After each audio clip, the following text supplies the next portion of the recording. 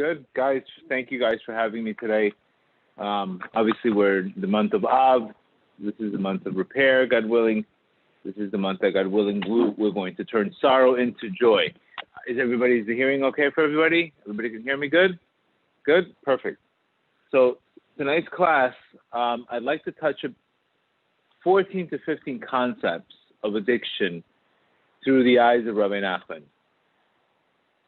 I don't really want to speak so much about the 12 steps tonight because the 12 steps, I believe, is a whole different. It's a whole different class in itself. I strongly believe in the 12 steps. The 12 steps work 100%. But what we want to talk about tonight is conditions that can get to a person through to an addiction and what Rabbi Nachman spoke about. And I'm going to talk about 14 to 15 steps. I'm going to take most of them are all going to come from all his Torah. And they're going to give people a different perspective of it.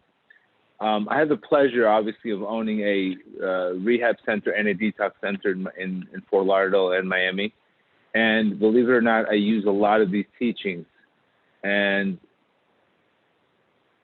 these high Kabbalistic teachings are going to people sometimes from the Midwest. And they've never seen stuff like this. They've never seen words like this. And the effects that it has on them, it's unbelievable when you see a guy from Arkansas, and you see a guy from, Missouri, or you see a guy from Texas, looking at Reb Nachman's teachings and all of a sudden getting inspired and being hungry for it.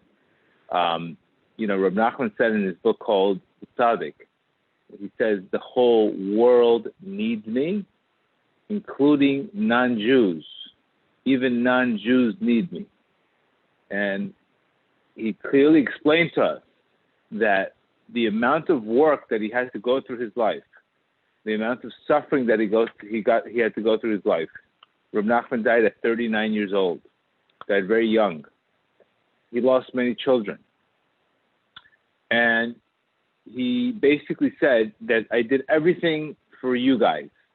All that I did, all the barriers, all the going heavily duty in the human condition, dealing with tremendous amount of pain, and going through all that he went through, he did it for us today so we can grasp onto something in these dark times.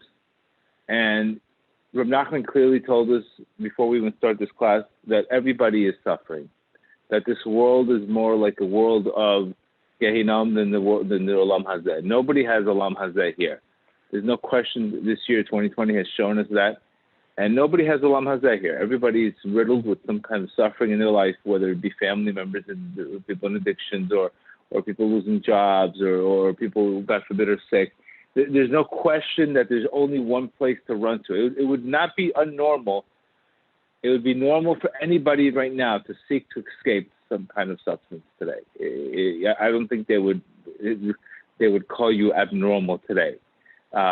Everybody wants some kind of escape from what's going on today.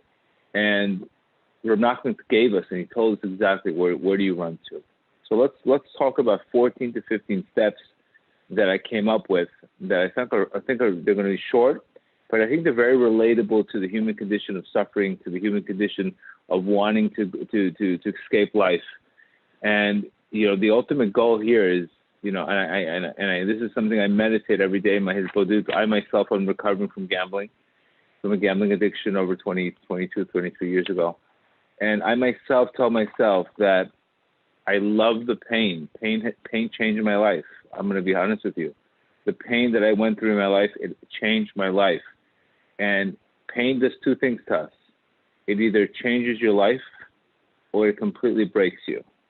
I don't see the option in between. It's either changing you into growth or, God forbid, breaking the person and getting that person, unfortunately, not understanding life. So one of the conditions that you constantly see in addiction is a constant despair. A person always despairing, God forbid. A person seeing that there's no hope in life. And the definition is very simple, that growth is non-negotiable. And the ability to accept pain turns into growth, and then growth the rest is history. But when we have pain in our lives and we don't accept the pain, and we escape from the pain, then it turns into what? It turns into suffering. And unfortunately, despair, the definition of despair, is suffering without meaning. I mean, suffering in life and not understanding why you're suffering, not understanding the battle, not understanding anything. So that's what usually gets a person to, God forbid, seek these substances today. So the whole point is to avoid this concept of despair. So let's talk about number one. My opinion that I've seen, there are usually two conditions, and I ask these questions across the board. There's usually two conditions that I see that people have a tendency to use mind-altering substances. It's either trauma, a traumatic event in that person's life that's haunting them, or a lack of meaning.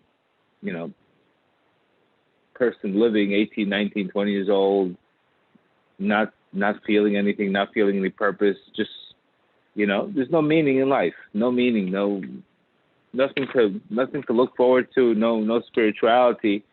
So I'm going to touch on those two things first. Trauma and lack of meaning is a common thing I constantly see between addicts, you know, in addicts. So let's talk about trauma. What is this concept of trauma? And why does it happen to us? Reb Nachman tells us very simple, that in order for you to ultimately get free choice in this world, evil has to exist. Evil exists. Where did how was evil created? Evil was created through the breaking of the vessels. And this great book called In All Your Ways, Rav Schechter, he says Reb Nachman made a very powerful statement. He says there's no despair in the world today. There's no despair in the world. Despair it doesn't exist. These are not new words, and he says here, but Reb Nachman looked at the very root of creation, from beginning to the end, and he saw that despair does not exist. That God created his world, and nothing ever is lost. Everything can achieve his final tikkun. We need to understand that we are here to repair.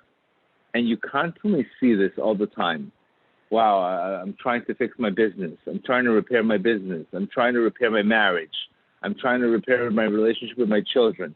I'm trying to repair my body because I'm not healthy. We're always in the repair mode. It seems to be like this repair concept is just like nobody's whole. Everybody's repairing something in this world. And why is this always happening? It's like we're always repairing. Once you finish repairing this, then another thing breaks. And then now you have to repair that. And then once you finally fix that, and like, okay, now I can have some peace. Next thing you know, another thing breaks.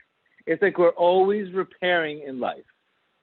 And unless you start understanding this process, that your life is never going to be comfortable. Like we said, maybe the only thing that's going to be comfortable in your life is maybe your underwear. But nothing is going to be comfortable in this world. And it's always going to be a repair. And this ultimately comes from the creation. According to Kabbalah, when the world was created, an event called the breaking of the vessels. So simply put, God's powerful light was revealed at that time, and it was too much intensity to hold, and the light broke. And the Midrash says, before God created the world, he made and destroyed worlds. These worlds I like, these worlds I don't like. That is, the first hand to be the breaking of the vessels is where all destruction and repair. Remember, the breaking of the vessels in our life is what allowed evil to exist in this world today. So many times people are stuck in traumatic situations where something really evil has happened to them. And evil has to exist in the world, where the job of evil is to hide good. And our job in life is to overcome evil, not to understand it. And he says here, according to the Arizal, the breaking of the vessels is not a one-time occurrence. It's something that is constantly happening to us. I myself was divorced. I got remarried. There's so much breaking, so many things breaking. You know, 3 years ago, I had to take a business and I had to completely break it to rebuild it. And you could either get stuck in trauma or you can start being resilient and moving on. But you cannot avoid the breaking, because for newer vessels to come in our lives, the old ones have to break. For new relationships to come to our lives, the old ones have to break. So if a person is stuck in trauma, or he's stuck in the past, something broke in his life, something broke, somebody did something to him, this is rooted in, again, this is built into creation. It's built into creation. That means people should be told when they're younger, by the way, you're going to have some kind of traumatic breaking in your life. No matter who you are, it's going to happen. But this is what you do. Your job in this world is not to understand it. Your job is to repair it. And once I understand that, I no longer look at the person. I no longer fight evil. I focus on overcoming it. I'm focusing on the repair. I'm not interested in who broke the vase. I'm not interested in who broke the chandelier. I'm interested in how am I going to repair it. And that is exactly what it says here. That our job, even though God repaired the world after the original breakage, he left the job unfinished. The job is unfinished. The job is for you to come into this dark world, for you to come in here with your, which we're going to talk about here, with your addiction issues. You're to come in here with all your brokenness in the one area of our lives, and to repair, not to understand. This is where the word Emunah comes into the place. If a person does not understand the bigger purpose in this world, that our job is to repair, our job is to fix things, our job is to recognize that the darkness comes to everybody. I'm not isolated. I'm not the only one getting darkness in this world. We're all getting it together. Then I no longer have to hide from it. I no longer have to numb it. I start embracing life. I start being a partner with Hashem. But to the extent that I'm trying to avoid pain by avoiding the breaking of the vessel, I'm basically avoiding my purpose in this world. I'm avoiding my growth. So basically, you avoid everything. So when we don't embrace pain, and when we don't embrace the breakage, when we get excited over of repairing, we're basically losing the purpose of us being here in this world. Because like God could have created you in a beautiful, rosy world with no problems. He could have taken you. He could have put you in a perfect world. But what is the purpose of you being in this world? Our purpose of this world is to overcome this darkness. And this is exactly why we have all these endless ups and downs. These ups and downs, these breakings, these things break, that breaks. It's constant repair. And if a person doesn't have a resilient mindset today, he's not going to make it. He's not going to make it. There's no option but strength today. There's no other option today but strength. Like the Zohar says, at the end of the battle, they're going to ask you, what are you holding in your hand? They're not asking you, did you kill the guy or not? They're asking you, are you still holding the instruments in your hands? That means that you're still in the game. So our job is not to understand. Our job is just to constantly, like Rav Nathan says in the Likutei Halachot, to constantly empower us, constantly strengthen ourselves, and re-begin, and constantly start over again, and not get frustrated by the process, and not fall into despair, and not run away. It's to constantly re-begin over and over and over again. Now, if I understand this concept, then trauma no longer bothers me. Trauma doesn't hold me back. Trauma no longer breaks me. My post-traumatic stress becomes my post-traumatic growth. But if I don't have that spirituality, if I don't understand the basics of creation, that breaking of the vessel is something that happens to all of us, no matter who you are. So when you look at today and you see somebody divorced, somebody's looking less at them. Oh, he's divorced. Look what's wrong with him. Something must be wrong with him. Oh, look at his child. We always constantly judge other people's breakings, and each one has a different thing that needs to be repaired based on their soul, based on their mission. So it teaches you, when you recognize how much work you have to do yourself, the last thing you're going to do is obviously judge somebody else's sorrows in their life and somebody else's problems and things that they're going through. We have to be in all this together. But remember, the number one thing is the running away from pain is what's causing more pain, because the breaking of the vessels is something that's built into creation, and you can't run away from it. And God Himself, the Midrash says, God Himself made worlds before he created this world, and he broke and he destroyed worlds. So this is all built in. A person has to hang on today through his emunah. His emunah, that's it. Today, throw away your logic today. You have to jump into emunah today like you've never jumped before. If you had a problem with emunah before 2020, you need to you need to go 10 times in emunah today to survive today. So that's the first aspect, avoiding, understanding the breaking of the vessels, understanding where evil exists, and not getting caught up in the situation, but getting caught up in the repair. Not getting caught up in the why me, but getting caught up more in the what's next. That's the first aspect. Second aspect I want to talk about is lack of meaning. So Reb Nachman tells us here in lesson 268. He tells us, what are you here in this world for? If a person does not focus on a goal, if he doesn't focus on a spiritual goal, why is he alive? The soul constantly yearns to do the will of his creator.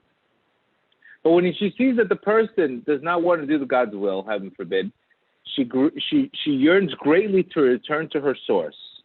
She therefore begins to withdraw herself from the body. So practically today, how does a person become sick? Becoming sick is when a person is too involved in this world. And all of a sudden, the soul starts to depart from the body. And when the soul starts to depart from the body, this is what makes the person sick. Let's say the person has no spirituality and all he cares is about money, food, drugs, etc. Then that soul is suffering in that person's body because that soul is not getting any sustenance. That soul is completely dehydrated. So it'd rather go back to the source where it was created, from the light of Ein Sof. So what happens as the soul begins to depart from the body, then the body starts suffering. And what happens? What does he say here? So what happens is when a person becomes sick, all of a sudden that person is humbled. That person all of a sudden is suffering. That person is taking bitter medicines. That person is all of a sudden doing he's checking his midot. So what happens is when the soul sees that body can take some suffering and could take some serious things, all of a sudden the soul goes back into the body and he's healed. So clearly, lack of meaning. When we don't have any meaning in our lives, we start getting into aggression, addiction, and all kinds of other situations. It's very important that a person has to come to this world and he has to do his job to recognize his creator and to find out and to search. Just like very simple. Imagine if you're in the middle of Aventura Mall and you lost your keys. Okay, I lost my keys. That's it. I guess I'll stop searching. What are you going to do? Stand in the parking lot your whole life? Wait? No. You have to search. Our job in this world is to search. If you don't like one section of Judaism, you need to search for another one. If you don't like something that you don't connect with, your job in this world is to search until you find it. It's not to say, oh, I tried that.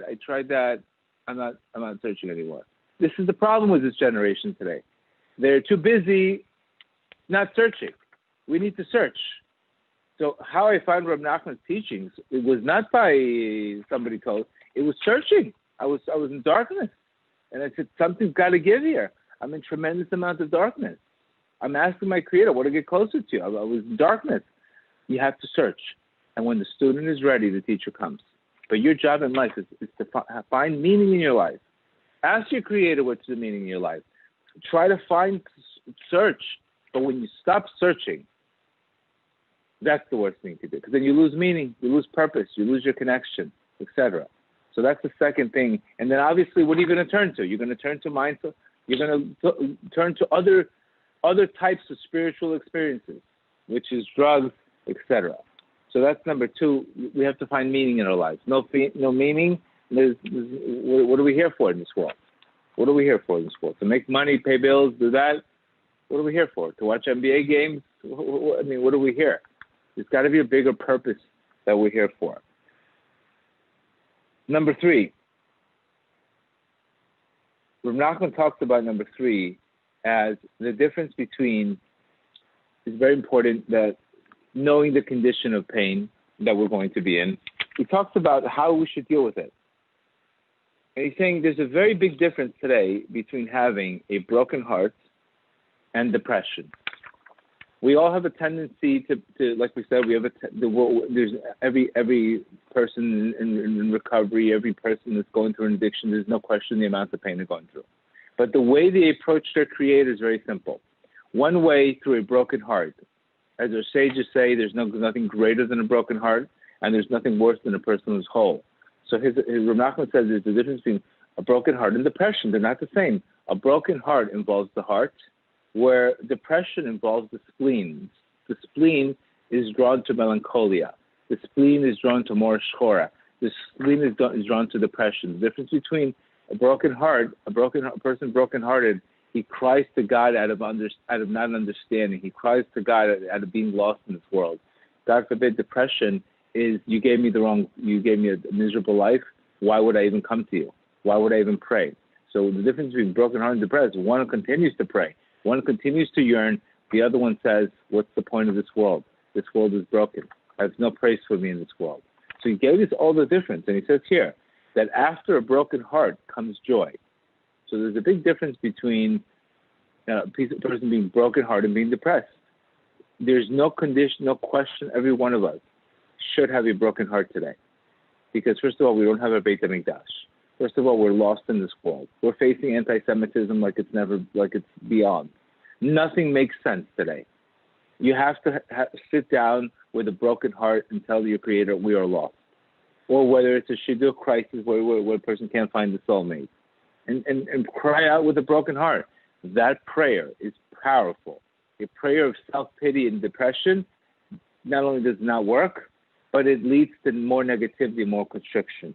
So that's why the difference between a broken heart and spleen. Broken heart is from the heart. Depression, God forbid, is from the spleen, etc. So it's very, very important that we understand that. Rav Nachman also says, number 4, Rav Nachman says, in lesson 195, something beautiful. He's saying here that 195, give me a second. One second, guys. Lesson 195.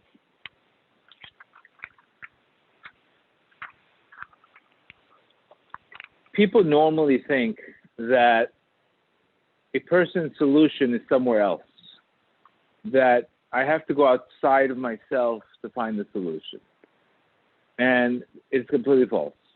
Rav Nachman tells us in 195, lesson 195, in my distress, we could say, in my addiction, you relieve me.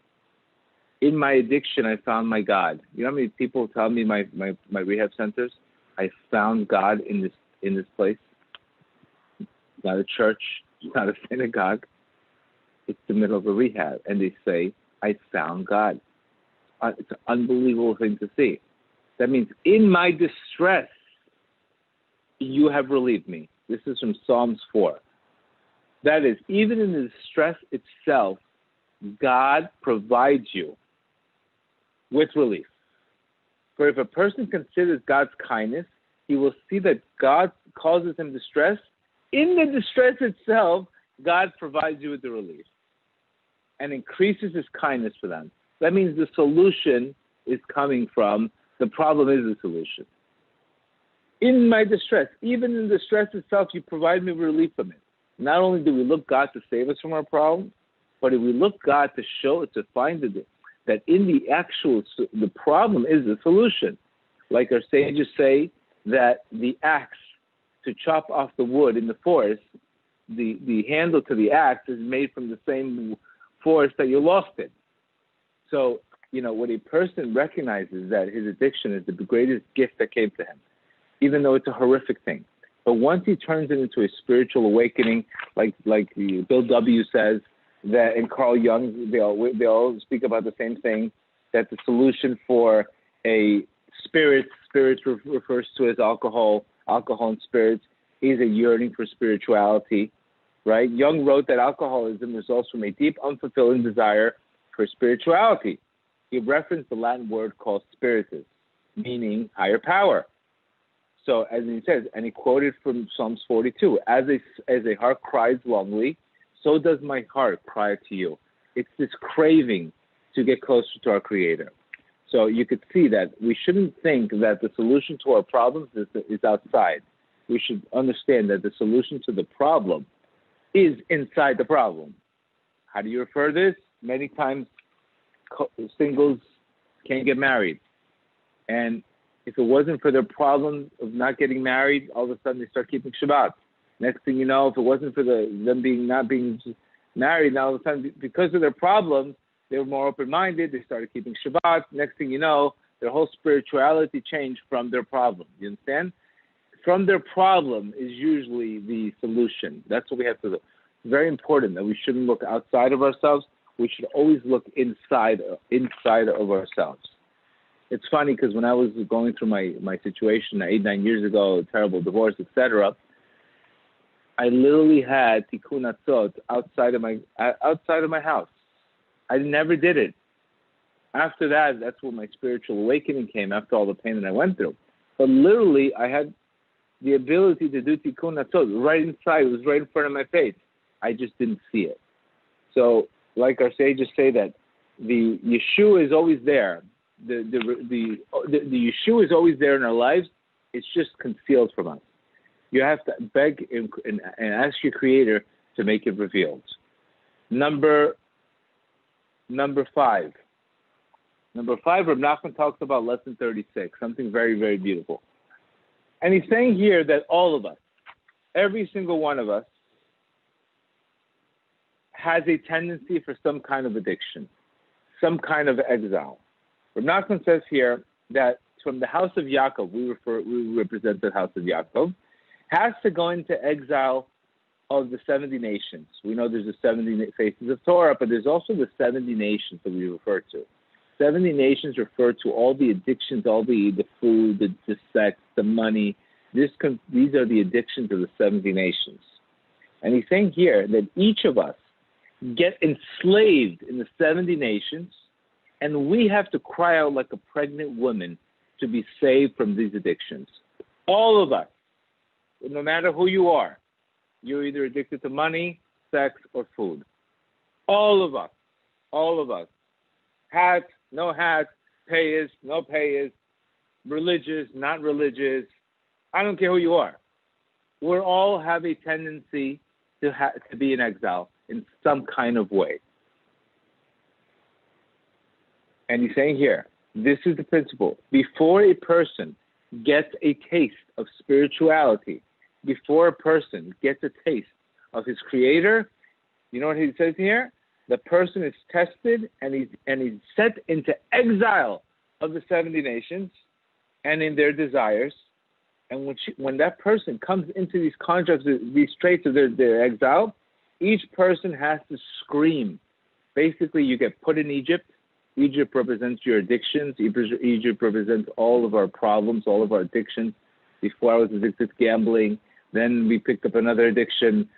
These addictions were all of us. You shouldn't think less of yourself because you have this issue.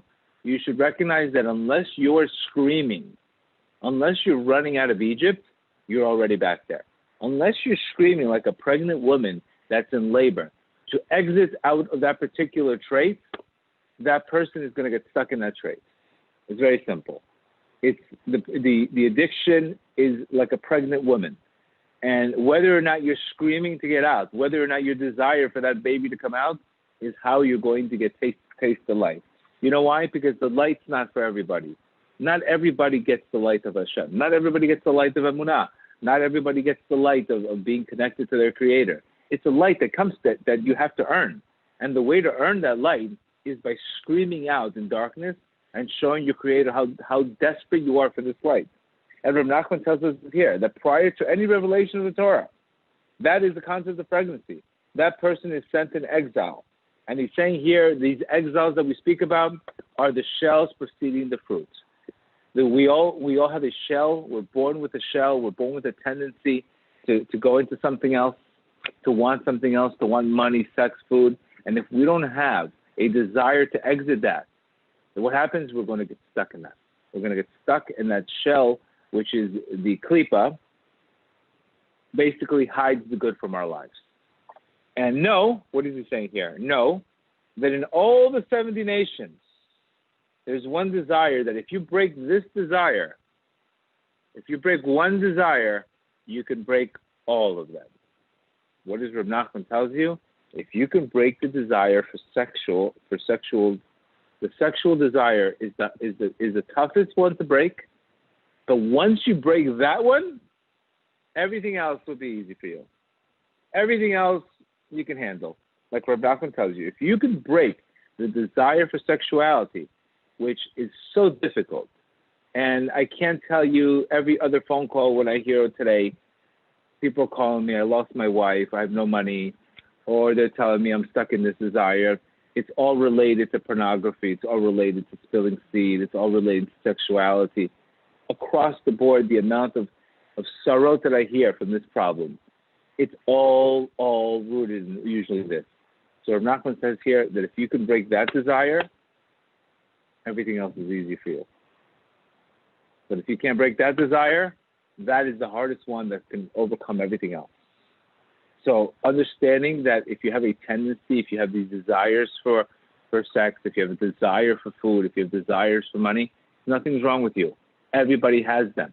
Your job is to fight, infuse spirituality in your life to cool off these desires and elevate them. Because you can't just come into this world and think, okay, I'm going to deal with these desires with no spirituality. You're going to be drowned out by these desires. So it's unbelievable how Reb Nachman tells them, by the way, all of you are stuck in this problem.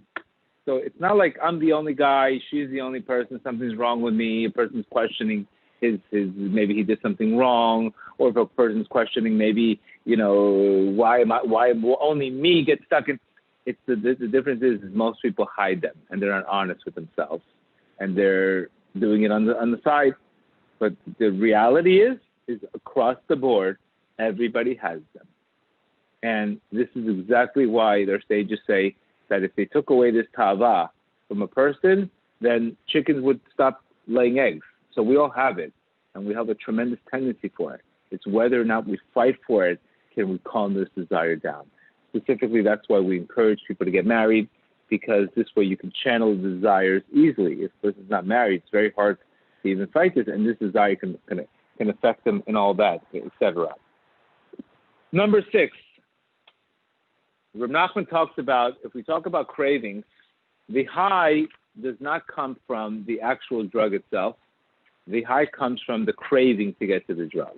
I remember going to Vegas, and I got more of a high booking my tickets to the casinos and going on the plane and getting to the table. Once I was at the table, I was like, this is all what I've been running for.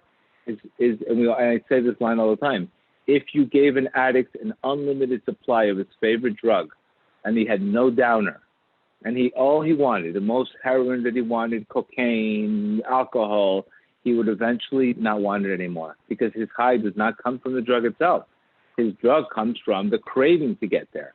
So what does Reb Nachman tells us so beautifully? He says it 250 years ago, that the evil inclination is like a prankster that runs through the crowd, showing everybody what he's got in his hand. No one knows what he's holding. Each one thinks, he's holding exactly my happiness. Each one imagines that his hand contains exactly what he desires more. They run after him like a prankster, and he's tricked them all. When he opens his hand, it's nothing. So what is the Reb Nachman saying? That all these cravings that we have, he gives us a great example. He tells us they're like a sunbeam in a dark room. The room is dark, and you're thinking that's going to make you happy. So what happens? You run after that light, and then when you grasp it, it's nothing. It's a sunbeam in a dark room. All of these cravings that we have are all sunbeams in a dark room. So if we understand, how many times do we hear, wow, if I got that girl, I'd be so happy. Okay, you got the girl, next thing you know, that's it. He's not happy anymore. He reached his goal. Or how many times you hear the guy, if I make $1 billion, I'll be the happiest. The guy's completely depressed. We recognize that once you're running for something, you already lost the battle. Once you need a condition to make you happy, you already lost the battle. Because you're going to, at the end of the day, the Yetzer Hara is always showing you exactly what you have in your hands. So that's why the key is not to pursue something. If you want something in life, already become it. Feel it like you already have it. Don't run after it. Because if you run after it, once you get it, you're going to recognize it. This is what I've been running for my whole life. I'm wasting. It's like my whole life. You can ruin your whole life just on cravings. And remember, what we really need to crave is spirituality, not toxicity. So anytime the craving hits my brain, I have to start thinking it's the Yetzer Hara, it's a sunbeam in a dark room. Beautiful, beautiful concept that really, really helped me out. Number 6, or I believe number 7, bread of shame.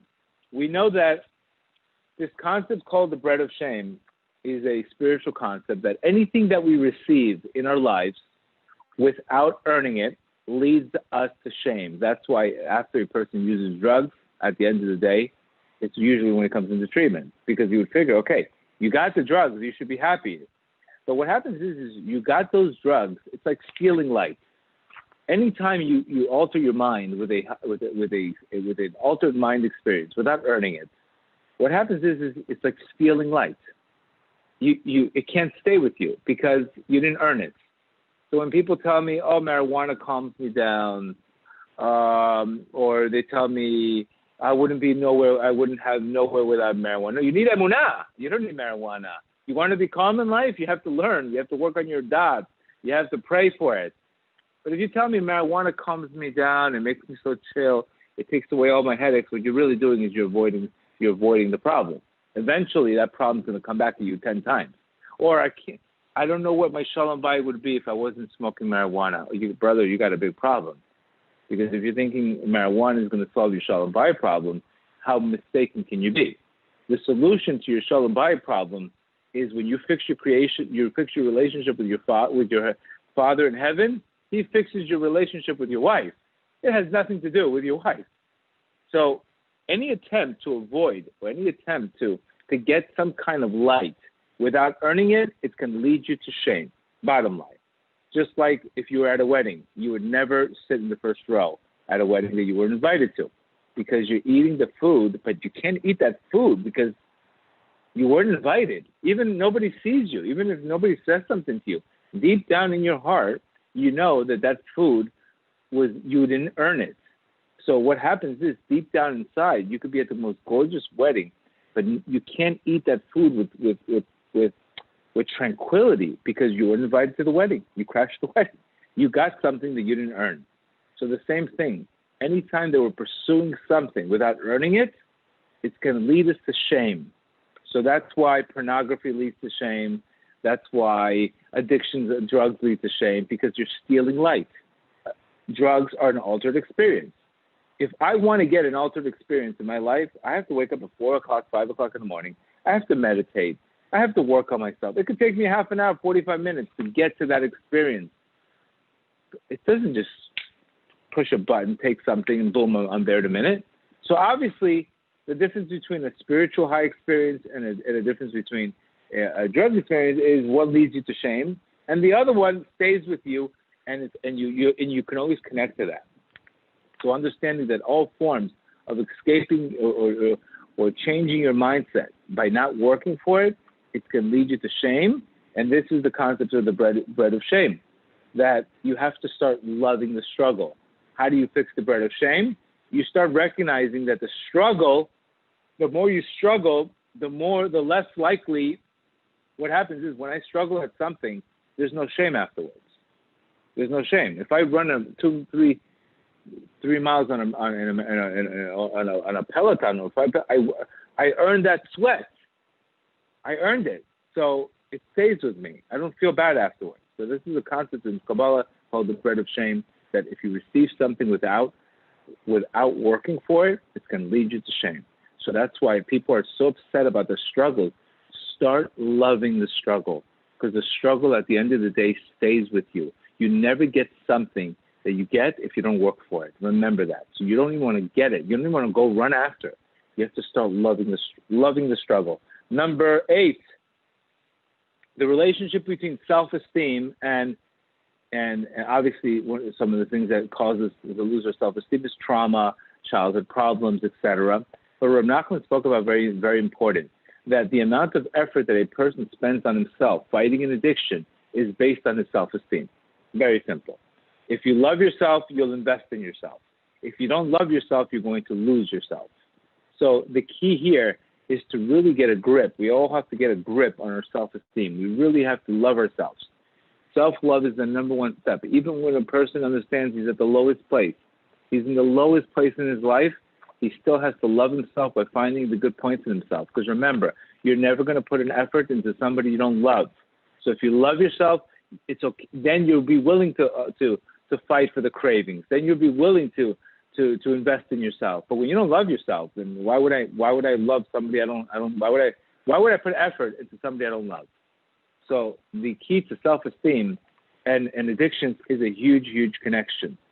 And many times the reason why we lose ourselves is because we don't love ourselves. The key solution is to love ourselves. Number 9, very important. Rabbi Nachman saying here, and this is one of my favorite concepts, that number 9. Give me a second.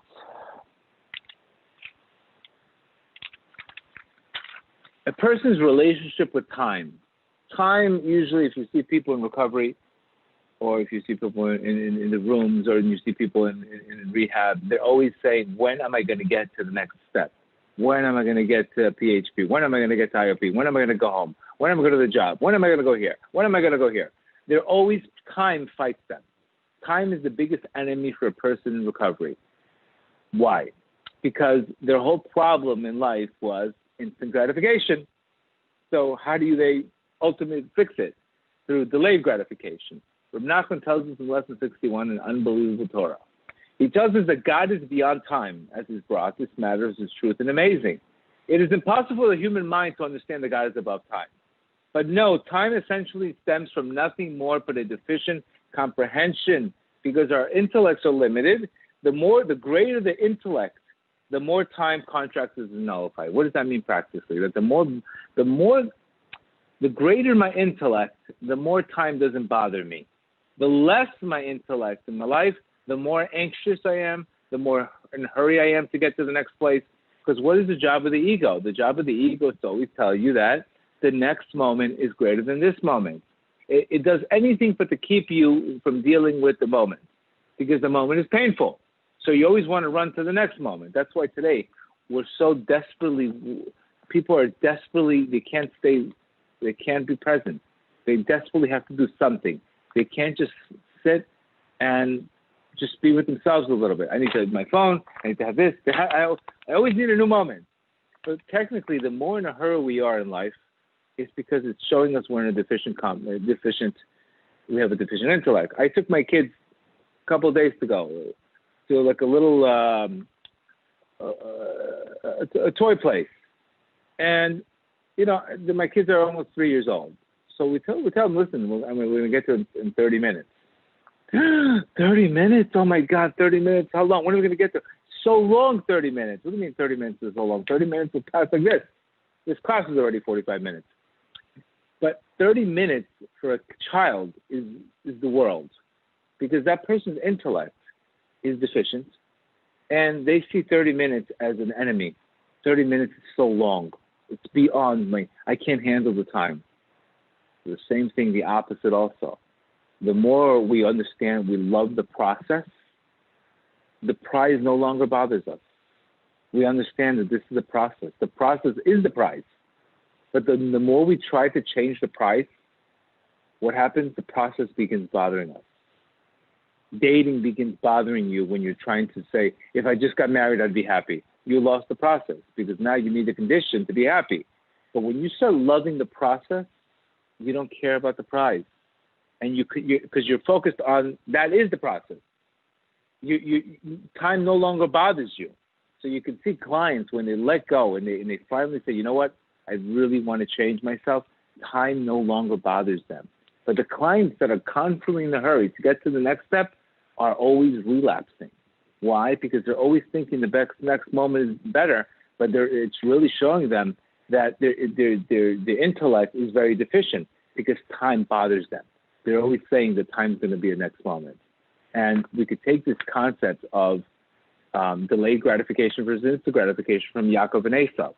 What was whole Yaakov saying? Yaakov sold his lentils and sold his for food. And Asaph, what is Asaph? What Asaph wanted it now. Asaph wanted instant gratification now. The food wasn't even cooked. Because what did Yaakov say? He was focused more on the birthright. So our ability to choose instant gratification versus delayed gratification is also being present. When a person is constantly saying, I need the next moment, I need the next situation, then this is why a lot of people that have anxiety, there's always outcome obsession. There's always an outcome obsession. They're not patient.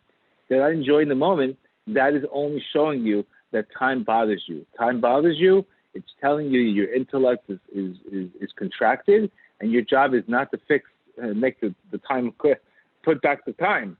Your job is to be to get more present, expand your mind, and then when you expand your mind, time no longer bothers you as much. And this is why when people try to do his bow to do it, so they try to meditate. How long do you have to do it? 30 minutes, 40 minutes?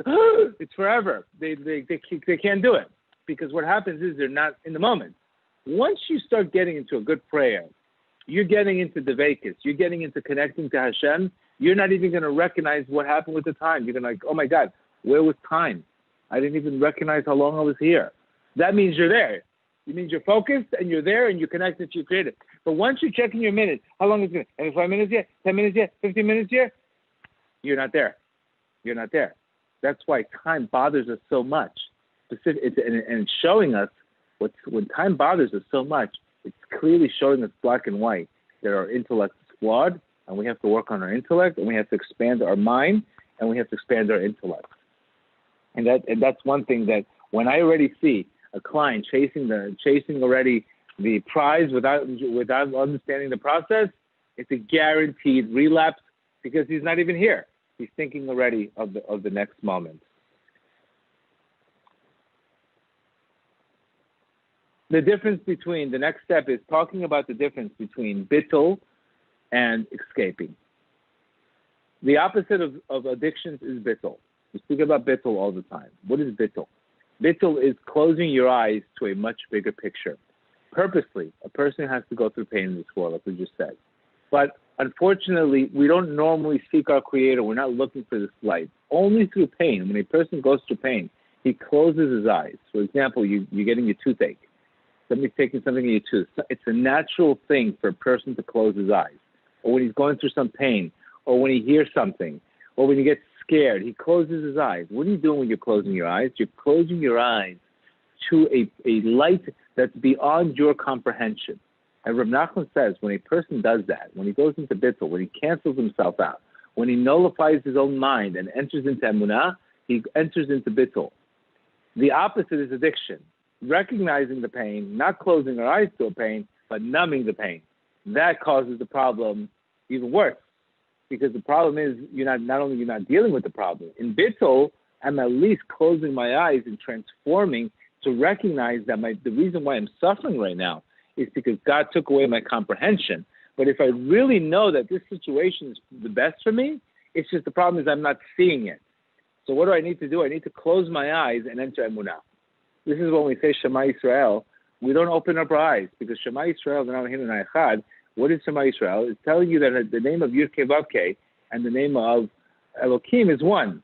So you're recognizing this issue is the problem that I'm seeing.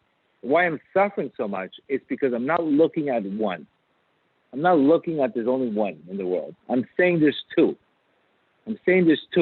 Two represents already the opposite, idolatry. But one represents it's happening for me.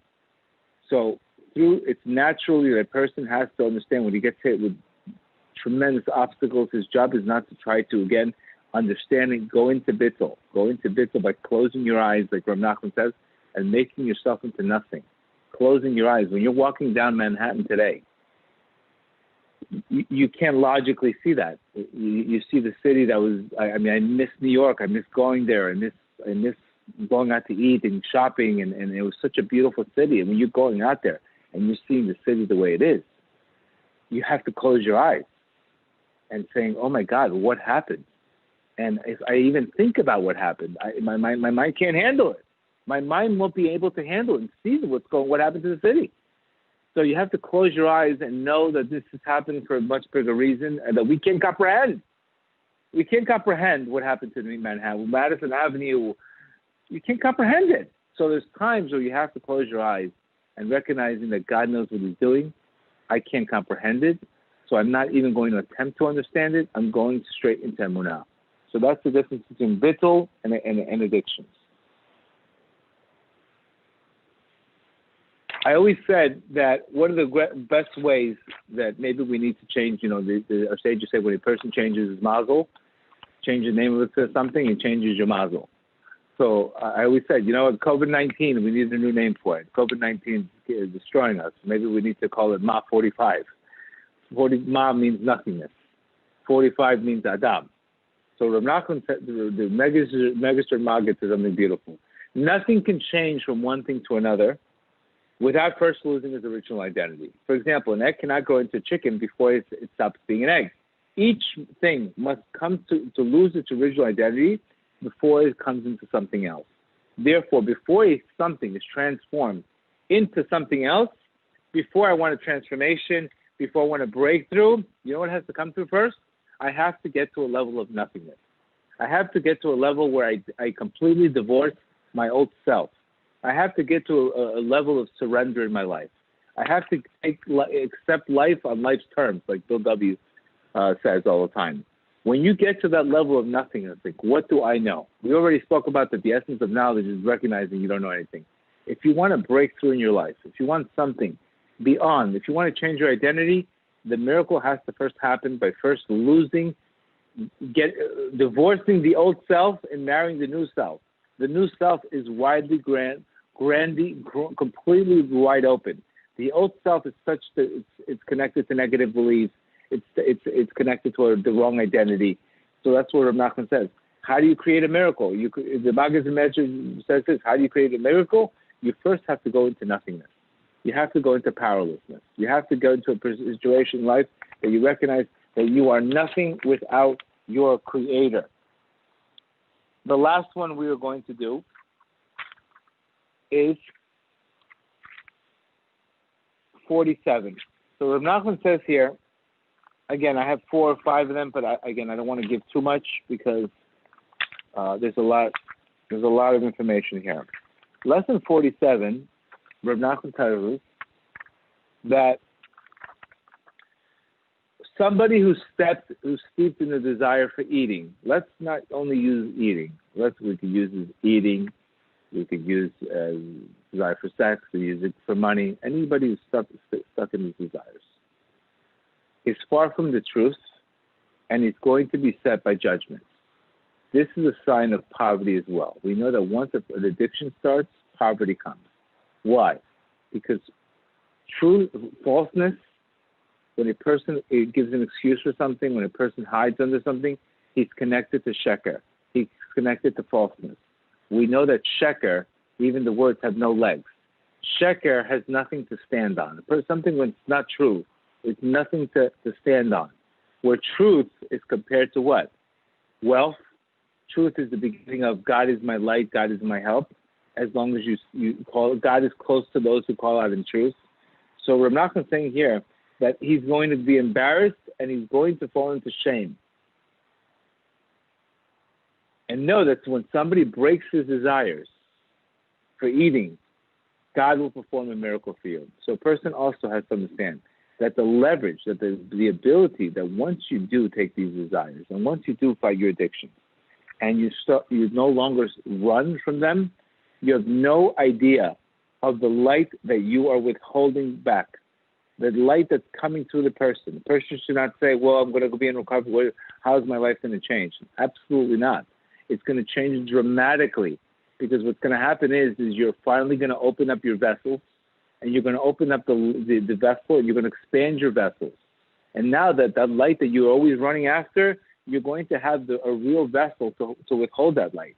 And after that, Rav Nachman says, comes wealth, comes everything. So it's either we face our stuff, stuff our face, or face our stuff. But when you start facing your stuff in life and you no longer run from it, the amount of growth and the amount of blessings and the amount of light the person is going to receive, he's going to say, where was I the whole time? So the whole point is I want to give people encouragement that it's tough. It's tremendously tough. It's a process. The cravings are horrendous. Sometimes you feel despair, like I said. But use these 12 or 13 things we just said right now. Use these. Understand the system behind it. You know, if I understand the system behind it, I understand the broken of the vessels, I understand the bread of shame, I understand that everybody has an addiction, I'm no longer, then I can do the 12 steps with a completely different mindset. But if I'm going in there, not even understanding how the creation works, and I'm thinking I'm the only one fighting this myself, then you're not going to get the same effect. So that's why I tried to educate people before, to educate them on how Hashem runs the world. And when you understand how he runs the world, then you start looking at your addiction as an opportunity, as not as an obligation. All right? That's today's class. If you have any questions, yes, we're free to take them. Okay. The first question is, what does it mean to find God? What does it mean to find God? Your soul it comes from infinite. Our souls are made from godliness. We're created with Ein Sof. Ein Sof is an unlimited amount of light that we're created from. That's a portion in ours. What happens is we have klipot that hide the soul, that hide this light. That's the job of evil, is to hide light. To find God is to find peace in yourself. To find God is to find truth in yourself. Like Rav Nachman says, God is close to those who call out him in truth. When you get to a point of truth in your life, that is God. When you speak truth, that is God. That's why God's name is Emet. So God's name is ultimately connecting to the truth in your life. That's how I understand it. Okay. The next question is, what lack is connected to the disease of the nervous system? What lack is connected to the disease of the nervous system? This I can't answer. Okay. It could be a medical question. It could be anxiety. Okay. It could be anxiety related, probably lack of emunah, but obviously there's other medical conditions also. We would need more information to answer that question. Okay. What exactly is this vessel that you keep mentioning? Is there a connection Correct. between God and the person? Rav Nachman is saying that what a vessel is how do we make a vessel?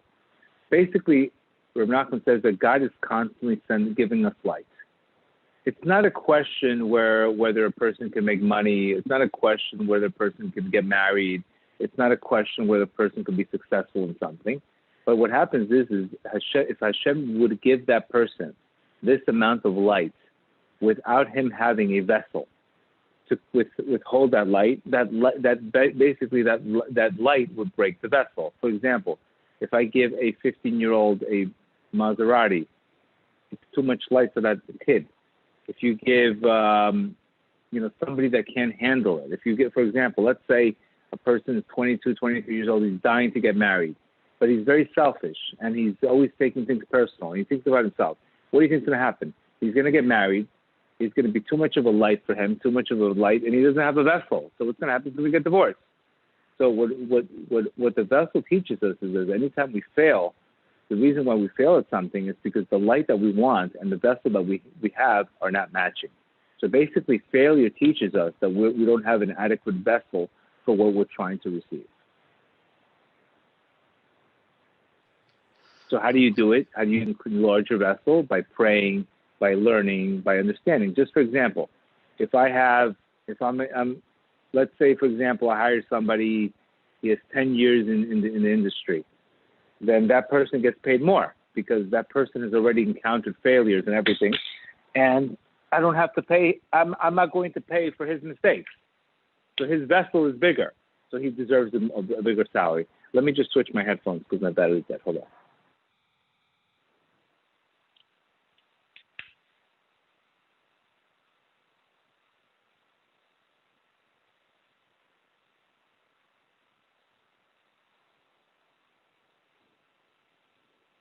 Hello? Loud and clear. You hear me? Yes, loud and clear. Oh, you hear me? Yes, do you hear me?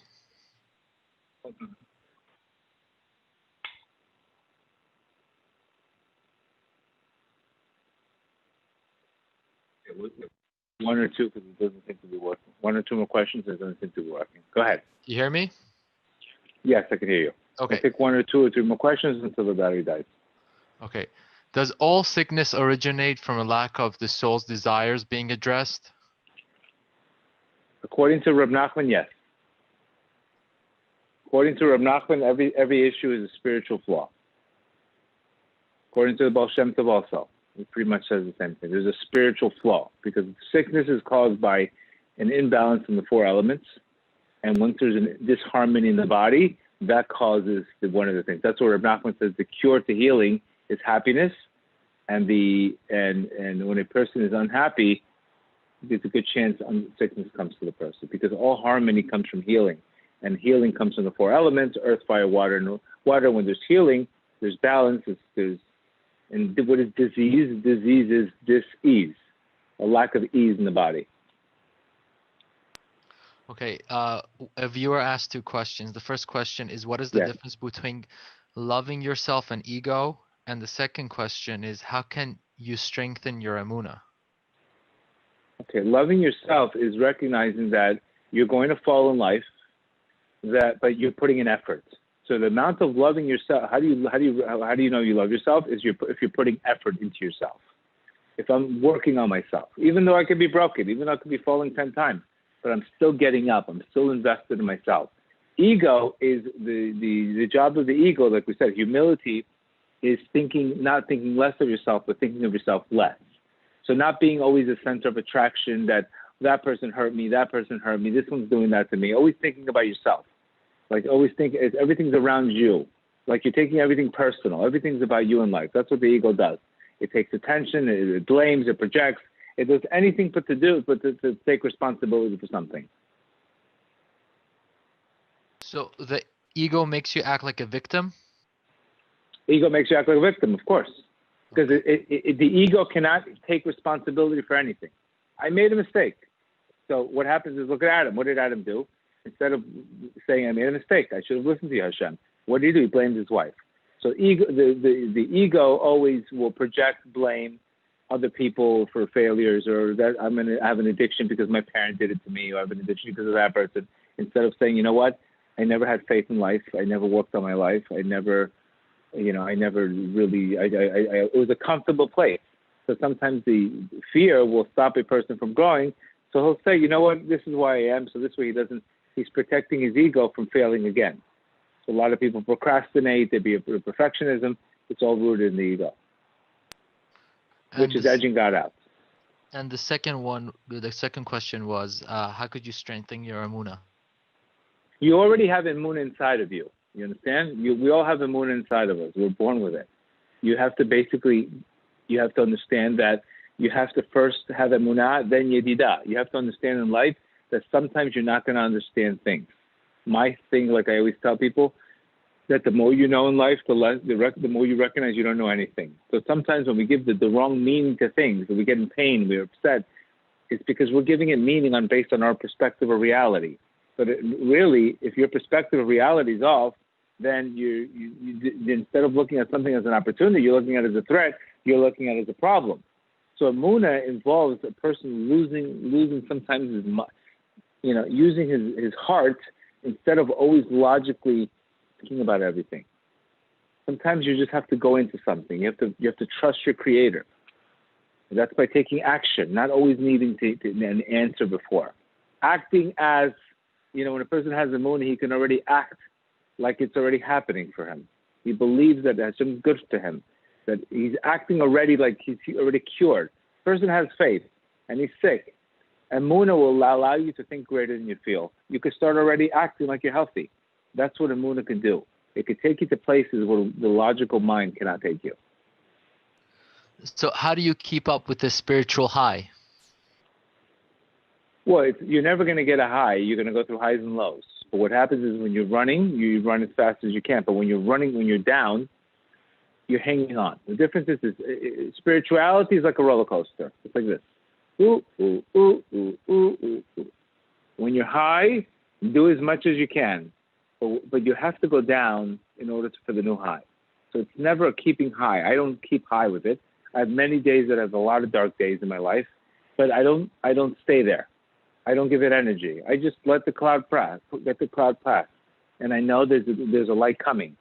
Everything in Kabbalah is you have to fall for the sake of the rise. There's no such thing as maintaining a spiritual high. It doesn't exist. It's constant yeridot and aliyot, constant downs and ups, downs and ups. But every time you go down, you're making a new high. Every time you go down, it's a lower low, just like a stock market. Downs, up, downs, up, downs, up. So don't look for that spiritual high all the time because it doesn't exist. Okay.